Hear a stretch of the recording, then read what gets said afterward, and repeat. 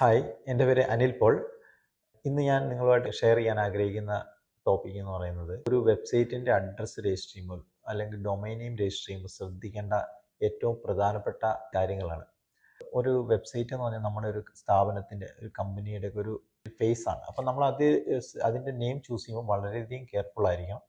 കാരണം ആ ഒരു ഡൊമൈൻ നെയിം നമ്മൾ പിന്നീട് ലോങ് ടൈമിലേക്ക് ഉപയോഗിക്കേണ്ടതാണ്. പലപ്പോഴും നമ്മുടെ business mail I D create ചെയ്യുമ്പോഴും ഒക്കെ നമ്മൾ സെയിം ഡൊമൈനിലായിരിക്കും ക്രിയേറ്റ് ചെയ്യുന്നത്.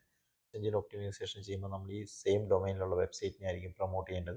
അപ്പോൾ അതിൽ ഒന്നാമതായിട്ട് നമ്മൾ ശ്രദ്ധിക്കേണ്ടത് നമ്മുടെ ആ പേര് എന്ന് പറയുന്നത് ഷോർട്ട് ആൻഡ് സിമ്പിൾ ആയിരിക്കും. കാരണം പല സ്ഥലത്തും നമുക്കത് ഉപയോഗിക്കേണ്ടി വരും. പ്രിൻറ്റ് ചെയ്യുന്ന സ്ഥലത്തും ഒക്കെ നമ്മൾ വരുമ്പോൾ നമുക്ക് അധികം ലെങ്തി ആയി കഴിഞ്ഞാൽ അത് പ്രിൻറ്റ് ചെയ്യാനുള്ള ഇൻകൺവീനിയൻസ് വരാം.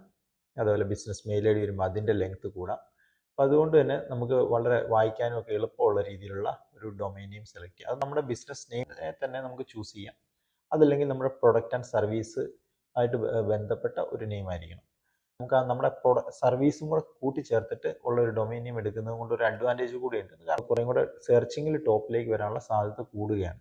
ഡൊമൈൻ നെയിം സെലക്ട് ചെയ്യുമ്പോൾ നമ്മൾ ഒരു സെർച്ച് എഞ്ചിൻസിനെയും കൂടെ ടാർഗറ്റ് ചെയ്തിട്ട് വരുമ്പോൾ നമ്മൾ അതിൻ്റെ കീവേഡ്സ് നമ്മുടെ ബിസിനസ്സിൽ കസ്റ്റമേഴ്സ് സെർച്ച് ചെയ്യാൻ സാധ്യതയുള്ള കീവേഡ്സ് നമ്മുടെ ഡൊമൈൻ നെയിമിൽ ഉൾപ്പെടുത്താം. നമ്മുടെ മേജറായിട്ടുള്ള പ്രൊഡക്റ്റ് അല്ലെങ്കിൽ നമ്മുടെ ഇൻഡസ്ട്രി, അതുമായിട്ട് ആ ഒരു കാര്യം കൂടെ നമ്മുടെ ഡൊമൈൻ നെയിമിൽ ഉൾപ്പെടുത്തിയാൽ വളരെ നല്ലതായിരിക്കും.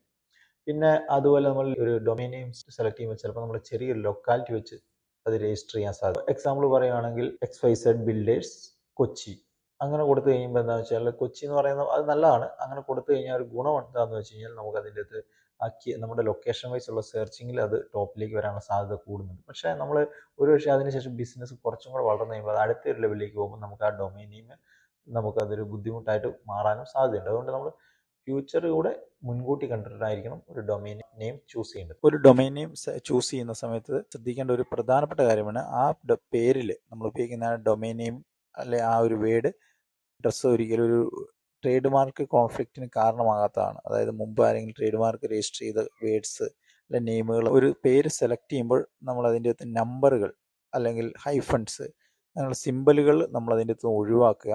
അത് ടൈപ്പ് ചെയ്യുന്നതിന് കുറച്ചും കൂടി എളുപ്പമായിരിക്കും. അതുപോലെ ആളുകൾ തെറ്റായ രീതിയിൽ ടൈപ്പ് ചെയ്യാനുള്ള ഒരു സാധ്യത നമുക്ക് ഒഴിവാക്കി കിട്ടുകയും ചെയ്യും.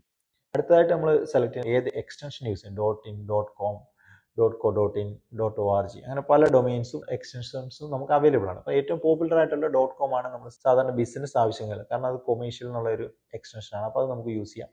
അതിന് കൺട്രിയുടെ എക്സ്റ്റൻഷൻ വരുന്ന ഡൊമൈൻ നെയിം യൂസ് ചെയ്യാം. അല്ലെങ്കിൽ ഓർഗനൈസേഷൻസ് ആണ് .org യൂസ് ചെയ്യാം. ആ രീതിയിൽ നമുക്ക് നമ്മുടെ ഇൻഡസ്ട്രിയുമായിട്ടും സർവീസുമായിട്ട് ബന്ധപ്പെട്ട ഒരു പോപ്പുലർ ആയിട്ടുള്ള ഡൊമൈൻ എക്സ്റ്റൻഷൻ തന്നെ ചൂസ് ചെയ്യാം.